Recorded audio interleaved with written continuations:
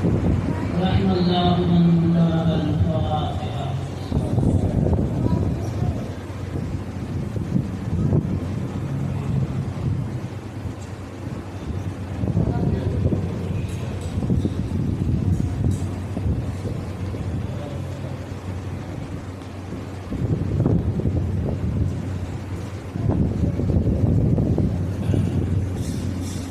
لا حول ولا قوة إلا بالله العلي العظيم. حسبنا الله ونعم الوكيل، نعم المولى ونعم النصير. أعوذ بالله من الشيطان الرجيم. بسم الله الرحمن الرحيم. الحمد لله الذي هدانا لهذا وما كنا لنهتدي لولا أن هدانا الله. لقد جاءت رسل ربنا بالحق. الصلاة والسلام والتحية والإكرام على أشرف الأنبياء والمرسلين، خاتم النبيين، مولانا ومولى الثقلين، جد الإمام الحسنين أبي القاسم محمد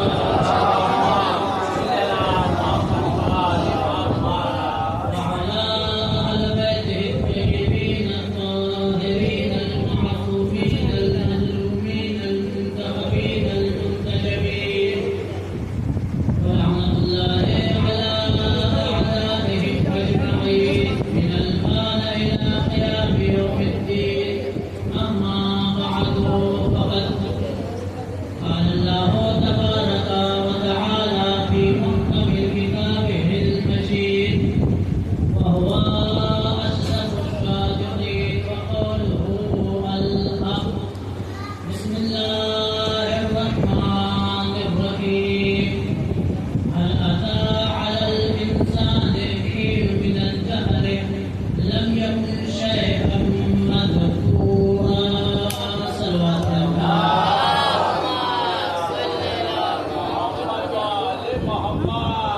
مجھے گزارش ہے کہ مرتبہ سورہ الحمد وفی مرتبہ سورہ توحید کی تلاوت فرما کر مرحومہ ستارہ بیگم بنت رفیع حسین کی روح کو احسان کر دیں.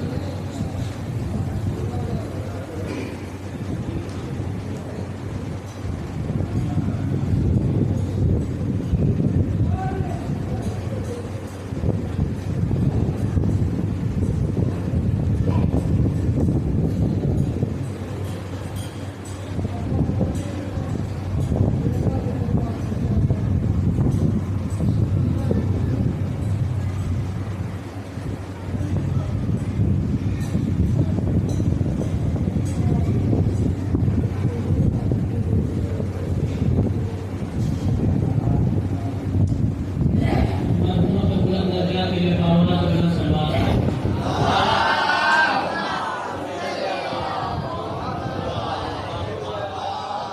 عزیزان محترم، شیعان حیدر قدر اور اللہ تعالیٰ نے سرکار سید الشہداء، یہ مجلس عطائے سید الشہداء ایک ایسی عاشقائے اہل بیت کے لیے منعقد کی گئی ہے کہ جس کی ساری زندگی مذہب، تہذیب اور عزاداری کے دائرے میں رہی ہے، اور ایک ایسی عاشقہ اہل بیت تھی جس کی آغوش میں اطاعت گزار اور عزادار بچے پروان چڑھے گئے. لہذا ہر والوں کے لیے تو میرے پاس کوئی حرف تسلی نہیں ہے سوائے اس ایک جملے کے کہ اس دنیا سے لگاؤ نہ لگانا، اس لیے کہ اس دنیا میں جو آ رہا ہے اسے جانا ہے، بے شک اور جو آئے گا اسے جانا ہے. اس لیے کہ یہ دنیا بقا کے لیے نہیں ہے،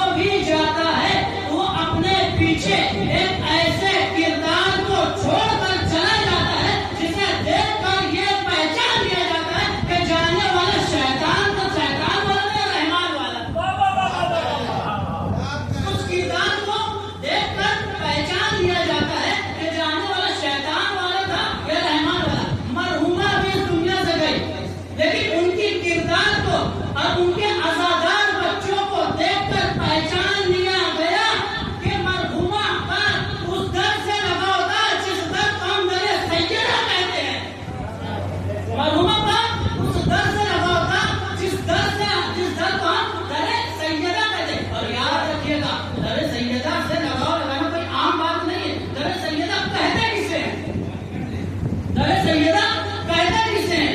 یاد رکھیے گا، اس جملے کو یاد رکھیے گا کہ نبی آدم سے لے کر نبی عیسیٰ تک ان کی نبوت کا قافلہ جس در پر آ کر رکے اور سلام کرے اس در کو حضرت محمد مصطفیٰ کہتے ہیں۔ اور محمد مصطفیٰ جس در پہ آ کر رکے سلام کرے اسے در فاطمہ کہتے ہیں۔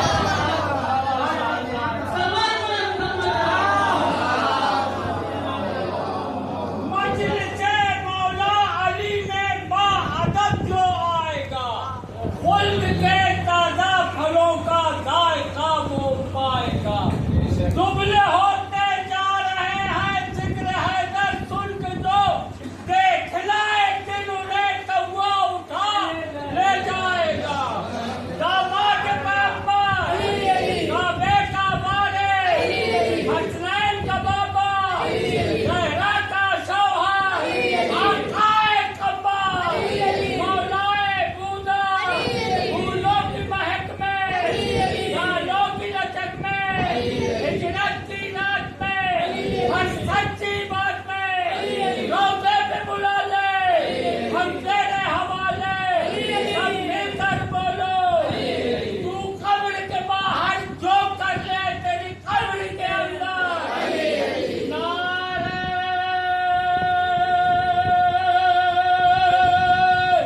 حیدری، پنجت علی سلوات، اللہم صلی علی محمد وعلی محمد۔ لہذا اس دنیا میں جو آ گیا ہے اسے مرنا ضرور ہے۔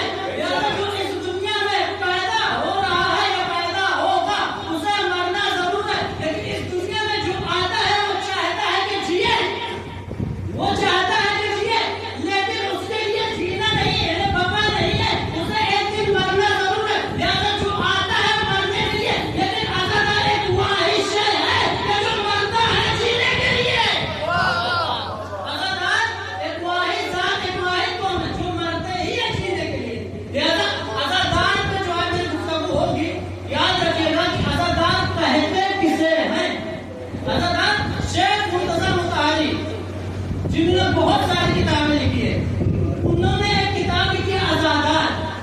انہوں نے ایک بہت اچھی چیز لکھی ہے عزادار پہ، لیکن یہ خاص مومنہ عورت کے لیے لکھی ہے، کیونکہ ایثار ثواب کی مجلس ہے، ایک مومنہ ایک مرحومہ کی ہے، تو اسی لیے یہ گفتگو آپ کے سامنے پیش کرنا چاہتا ہوں کہ شیخ مرتضیٰ مطہری لکھتے ہیں کہ جب بھی کوئی مومنہ عورت اس دنیا سے جاتی ہے، اگر اس کی اولاد ہے، اس نے اولاد کو عزادار بنایا ہے، تو فرشتے جس رات وہ عورت دفن ہوتی ہے اسی رات فرشتے اسے پہلے وادی السلام لے جاتے ہیں جو کہ نجف اشرف میں قبرستان ہے، اور پھر وہاں سے در سیدہ پہ لے جاتے ہیں، یعنی اس مومنہ مرحومہ کی روح کو در سیدہ پہ لے جاتے ہیں، اور جب در سیدہ پہ اس مومنہ کی روح جس نے عزادار بنا رکھا ہے، دنیا میں عزادار کو چھوڑ رکھا ہے، در سیدہ پہ کھڑی ہو جاتی ہے، اور جب کھڑی ہو جاتی ہے تو در سیدہ پہ کچھ دیر نہیں گزرتی کہ مولا کائنات آتے ہیں،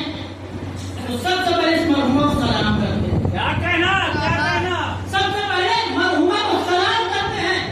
ابھی کچھ پل نہیں گزرتی کہ رسول اکرم آتے ہیں، اور جب رسول اکرم آتے ہیں تو مرحومہ کو سلام کرتے ہیں، اور جب رسول خدا امین سیدہ کے گھر میں داخل ہو جاتے ہیں تو جبرائیل امین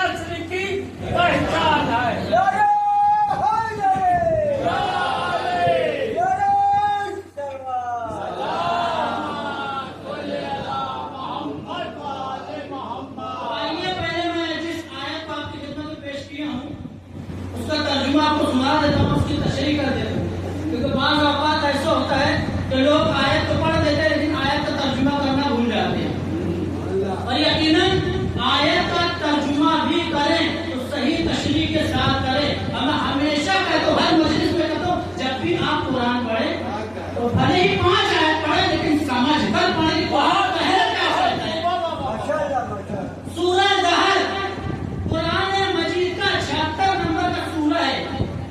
ابھی سورہ اہل البیت بھی کہتے ہیں. اس سورہ کو سورہ انسان بھی کہتے ہیں. ہے ایک سورہ لیکن نام 3 ہے. سورہ زہر، سورہ انسان، سورہ اہل البیت. اہل البیت اس لیے کہتے ہیں کیونکہ اہل بیت کی شان میں پورا سورہ نازل ہوا. 75 نمبر کا سورہ زہر، اور اس کی پہلی ہی آیت ہے جس میں اللہ تعالیٰ فرما رہا ہے کہ هل اتى على الانسان حين من الدهر، کہ زمانے میں انسان پر ایک وقت ایسا بھی آیا ہے.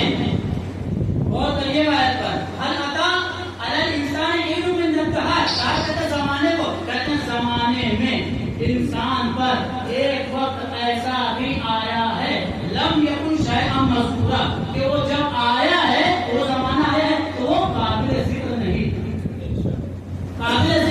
تھا. یعنی انسان کے اندر جتنی چیزیں تھی وہ قابل ذکر نہیں تھی. زمانے میں ایک وقت انسان پر آیا ایسا کہ وہ قابل. قرآن کا ہے. کیا مطلب اس آیت کا؟ اس آیت میں مثال کے ساتھ سمجھانا چاہوں گا، لیکن دیکھیے کیا ہے قرآن. زمانے میں ایک وقت انسان پر ایسا آیا ہے کہ انسان جو ہے قابل ذکر نہیں کرنا. عزادار کو فضیلت سمجھو کہ عزادار کی فضیلت ہے کیا؟ یعنی آنکھیں تھی لیکن قابل ذکر نہ تھی، کان تھے لیکن قابل ذکر نہ تھے، ہاتھ تھے لیکن قابل ذکر نہ تھے، پیر تھے لیکن قابل ذکر نہ تھے. یعنی زمانے میں ایک وقت آیا ہے ہر انسان پر آیا ہے کہ وہ قابل ذکر نہ تھے. اب میں مثال دیتا ہوں سمجھاؤں بھائی کہ یہاں پہ جتنے بھی لوگ بیٹھے ہیں ان میں سے میں کسی کے بھی گھر چلا جاؤں. ببلو بھائی بیٹھے ہیں، ببلو بھائی کے گھر چلا جاؤں. ببلو بھائی مہمان نوازی پہلے پانی پیش کیے، اس کے بعد کیا کہا مولانا صاحب چائے پیئیں گے؟ ہم نے کہا بنی بھی ہے. ببلو نے بھائی کا نہیں تو ابھی بن جائے گی، تھوڑی دیر میں بن جائے گی. یعنی چائے ہے لیکن ابھی قابل ذکر نہیں ہے. چائے ہے لیکن قابل ذکر نہیں ہے. تو ببلو بھائی کا بیٹھیے اور بنا دے گا آپ کو چائے. اب انہوں نے چولہے پہ جو ہے پانی رکھا، پانی کو گرمایا، پتی کو ڈالا، شکر ڈالی، دودھ ڈالا، اور جب چائے بن گئی تو ہمارے پاس پیش کر دیا. دیجیے مولانا صاحب. جب میں نے پیا تو ہم نے کہا واہ ببلو بھائی کیا چائے بنائی ہے. یعنی چائے تو تھی لیکن قابل ذکر نہ تھی، لیکن اجزا نہ تھی. جب یہ اجزا مل گئے تو قابل ذکر ہو گئی. انسان تھا زمانے میں ایک وقت انسان پر ایسا آیا ہے کہ جو قابل ذکر نہ تھا. یعنی انسان تھا لیکن پانی میں تھا، انسان تھا لیکن آگ میں تھا، انسان تھا لیکن مٹی میں تھا، انسان تھا لیکن آگ میں تھا. جب یہ آپس میں مل گئے تو انسان قابل ذکر بن گیا. اور ایسے ہی قابل ذکر نہیں بنا. جب یہ آپس میں مل گئے، جب یہ آپس میں مل گئے تو انسان تو بن گیا، لیکن انسان تب بنا جب انسان عزادار بنا. جب انسان عزادار بنا تب قابل ذکر بنا. جب قابل ذکر بن گئے انسان، یاد رکھیے گا قابل ذکر بن گیا. اور اس دنیا میں چاہے کوئی بھی، میں نے ابھی عرض کیا ہے کہ ہر شخص کے لیے موت ہے، ہر شخص کے لیے اگر آیا دنیا تو اسے جانا ہے. لیکن عزادار آیا ہے تو اسے دنیا سے لگا ہوتا ہی نہیں ہے، بلکہ عزادار مرتا ہے صرف اور صرف جینے کے لیے، تاکہ اس کو مرنے کے بعد والی زندگی مل جائے. مرنے کے بعد والی زندگی مل جائے. اب آئیے میں ایک اور حکایت سناتا ہوا چلوں کہ عزادار کی کیا فضیلت سنیے. عزادار کہتے ہیں جب یہ شیخ محترم والی عزادار کتاب میں لکھتے ہیں کہ جب کوئی عزادار بیمار ہو جاتا ہے اور ڈاکٹر جواب دے دیتے ہیں کہ اس کو کوئی علاج نہیں، اسے گھر لے جاؤ، جتنی چاہے اپنی خدمت کر لو، جتنی چاہے اتنی خدمت کر لو. اور جب یہ بیمار ہو جاتا ہے، جب ڈاکٹر جواب دے دیتا ہے تو عزادار کو جب گھر لایا جاتا ہے تو یاد رکھے گا محترم مقارن لکھتے ہیں کسی شخص نے مولا کائنات حضرت امیر المومنین علی بن ابی طالب سے پوچھا کہ سلوات پڑھ محمد یہ شیخ محترم والی اپنی کتاب ہی میں لکھتے ہیں کہ پوچھا مولا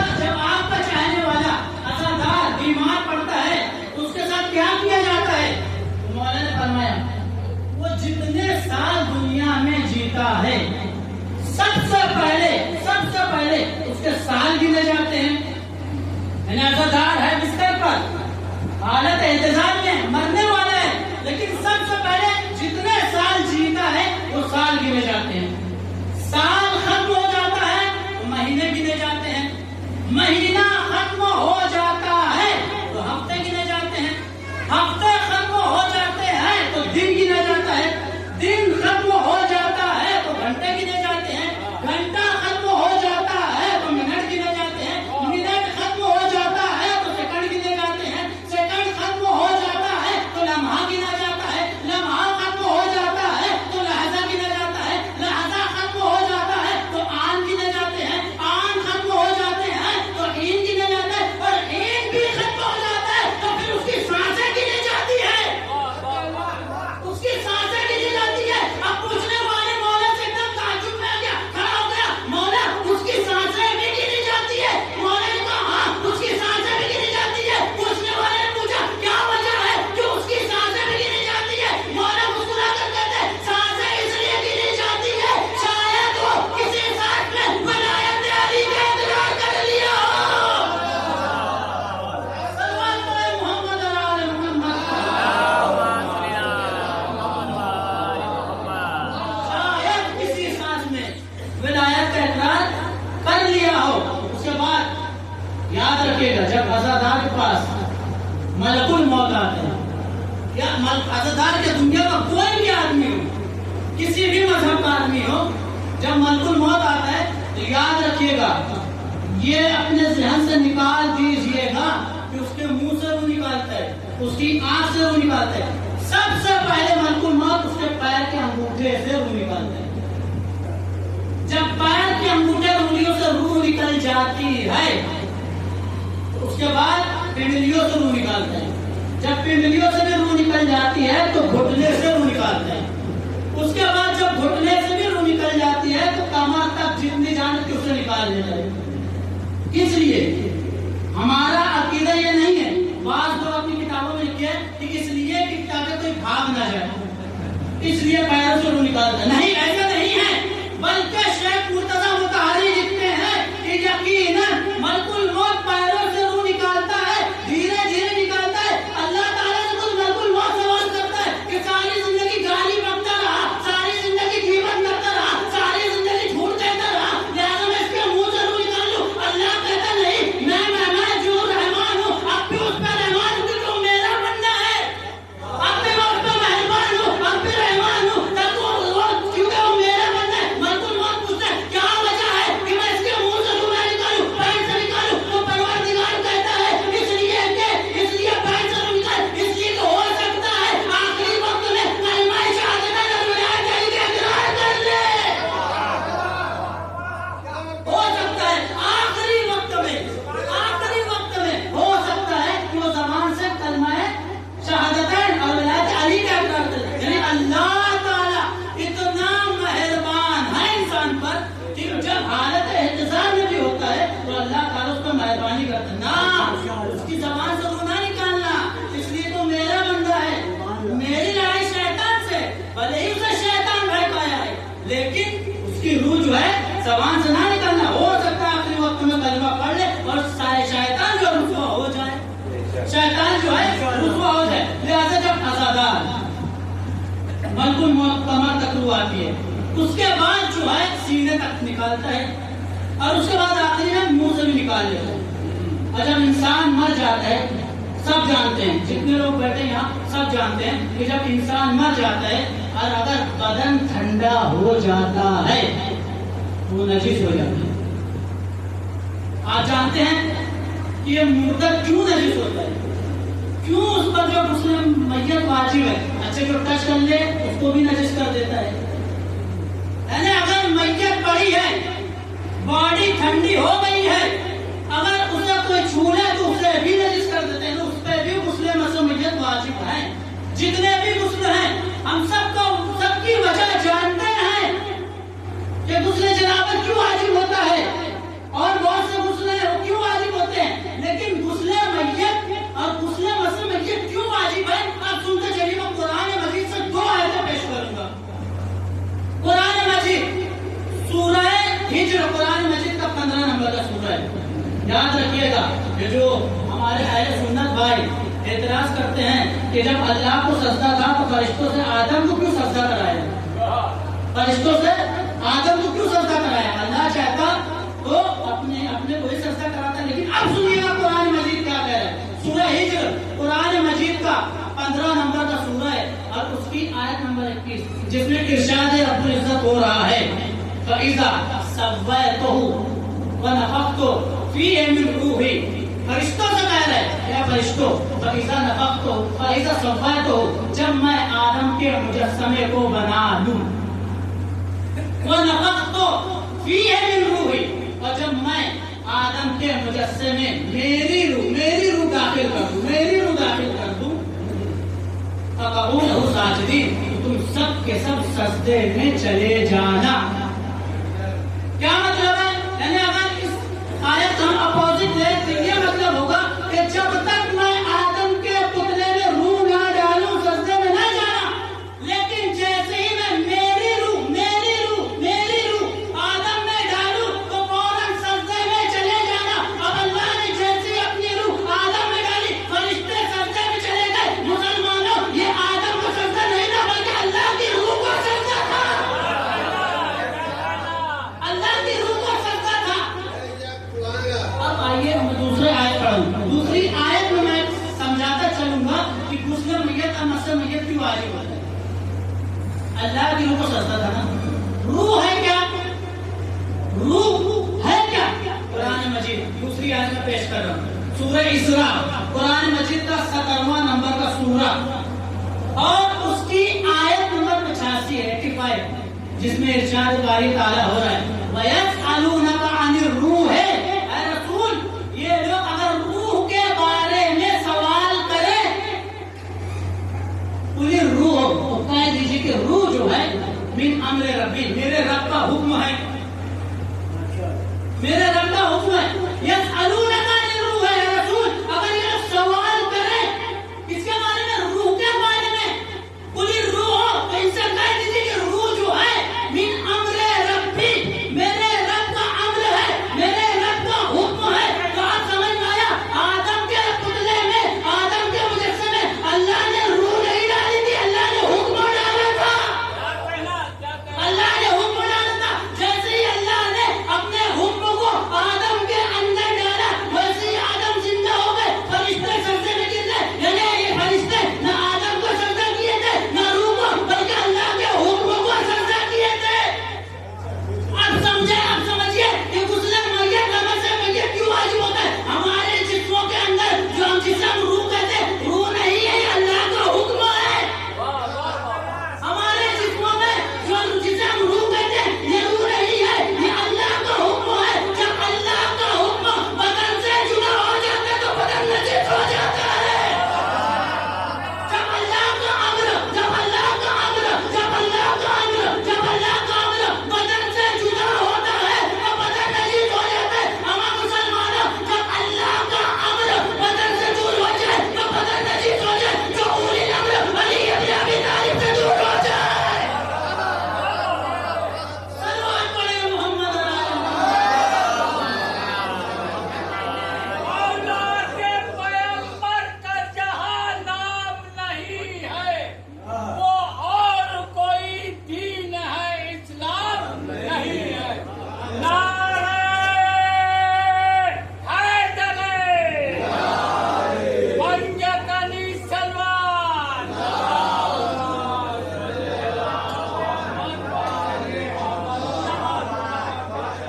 اب سمجھ میں آیا جسم کیوں نجس ہوتا ہے. کیونکہ قرآن کی دو آیتیں قرآن رٹ لینا حفظ کر لینا کمال نہیں ہے. قرآن کو سمجھ لینا کمال ہے. ایک بڑی داڑھی والا ملا بیٹھا ہے پورا حافظ قرآن ہے. ایک جاہل بیٹھا ہے بھلے اسے 2 آیتیں یاد ہے لیکن اگر صحیح سے ترجمے کے ساتھ یاد ہے تو وہ جاہل اثر اس مردے سے. اس لیے کہ یہ 2 آیتوں نے ثابت کیا ہے کہ فرشتوں نے نہ آدم کو سجدہ کیا تھا نہ روح کو. سجدہ کیا تھا تو اللہ کے امر کو. اور امر خدا ہمارے اندر ہے تو ہم زندہ ہیں. لیکن امر خدا دور ہوتا ہے زبانی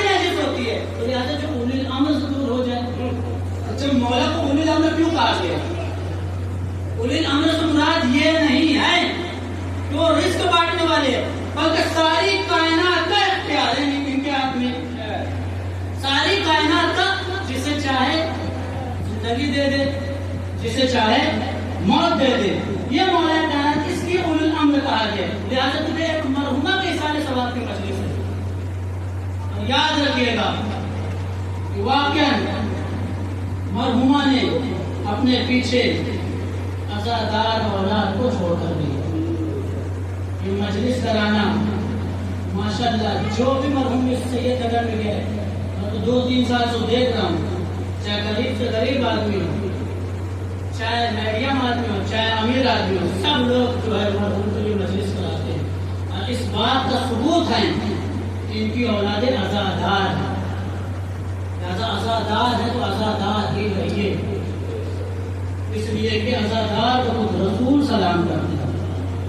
یاد رکھیے گا، دنیا نے لاکھ چاہا ہے کہ عزادار کو عزاداری کو مٹا دیا جائے، عزاداری کو مٹا دیا جائے، لیکن اس کے بعد لوگوں نے زور دیا ہے اسلام پر، اسلام کو مٹایا جائے. غور کریے گا، اسلام ہم تک پہنچائے ہیں رسول اکرم، عزاداری ہم تک پہنچائی ہے جناب زینب. یعنی دشمن یہ کوشش کرتے رہیں کہ عزاداری بھی مٹ جائے، اسلام بھی مٹ جائے. اس لیے کہ عزاداری رہے گی تو اسلام پھیلے گا. یا اس بات کو دماغ میں رکھیے، عزاداری ہم تک کون پہنچے؟ جناب زینب. اسلام ہم تک پہنچائے رسول خدا. عزاداری دینے ایک عورت کی، اسلام دینے ایک مرد کی. عزاداری دیے زینب نے، اسلام دیا ہے رسول نے. ہمارے دشمنوں ایک بات غور کر لو، تم عورت کی دی ہوئی چیز کو مٹا نہ سکتے، مرد کی دی ہوئی چیز اسلام کیا مٹا سکتا ہے؟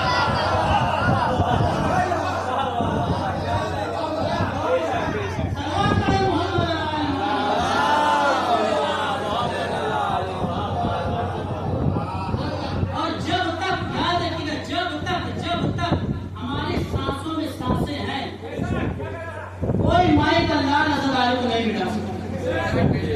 کیونکہ ہم اپنے بچوں کو بھی آغوش مادر میں ایسی پرورش دی جاتی ہے ماں کہ بیٹا دشمن تم پر گولی بھی چلا دے لیکن یا حسین کہنا نہ چھوڑنا.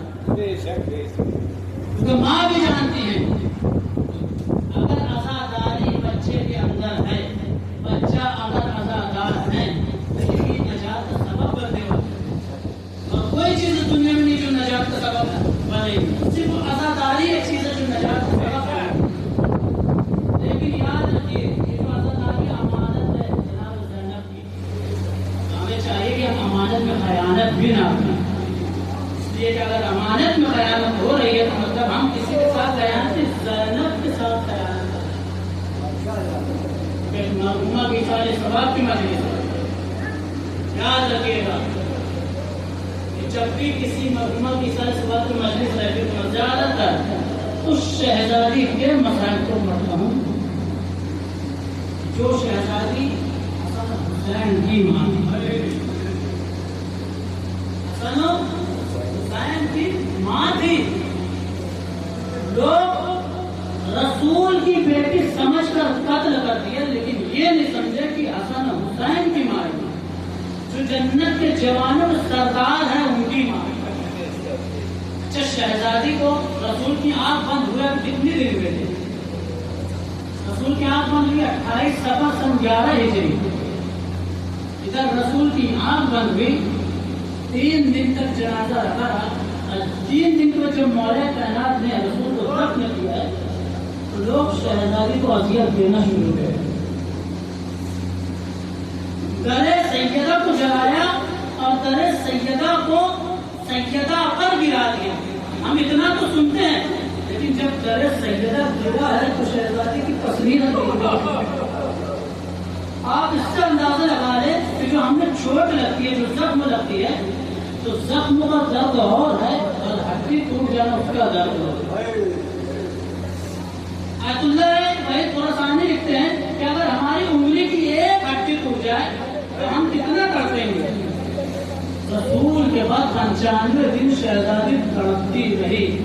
اور یاد رکھیے گا، جب بھی کوئی ہڈی ٹوٹتی ہے تو یہ ہڈی سیدھی نہیں ٹوٹتی بلکہ ایسی ٹوٹتی کہ ہڈی کے اندر نوک بن جاتی. لیکن شہزادی کی پسلیوں کی ہڈی ایسے ٹوٹ گئی تھی کہ ہر پسلیوں میں نوک بن گئی تھی اور شہزادی جب چلتی تھی تو وہ ہڈیاں